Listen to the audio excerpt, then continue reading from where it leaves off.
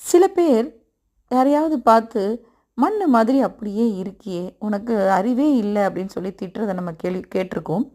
உண்மையிலே பார்த்தீங்கன்னா, மண்ணுக்கு எல்லா விதமான அறிவுகளும் உண்டு. மண்ணுக்கு உயிர் உண்டுங்க. ஆமாங்க.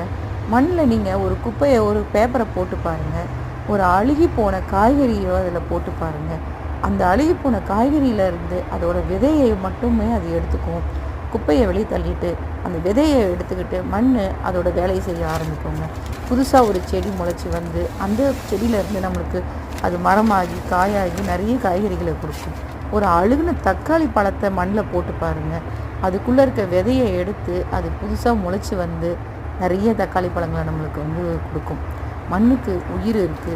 நம்ம இனிமேலாவது யாரையாவது திட்டும்போது, "மண்ணு மாரி இருக்கியே! ஒண்ணும் தெரியலையே!" அப்படின்னு யாரையும் திட்டாம இருங்க. மண்ணுக்கு எல்லாமே தெரியும். எதை தனக்குள் எடுத்துக்கொள்ளணும், எதை வந்து முளைச்சு தான் அந்த ஒரு காய்கறிய வந்து முளைச்சு நம்மளுக்கு பயன்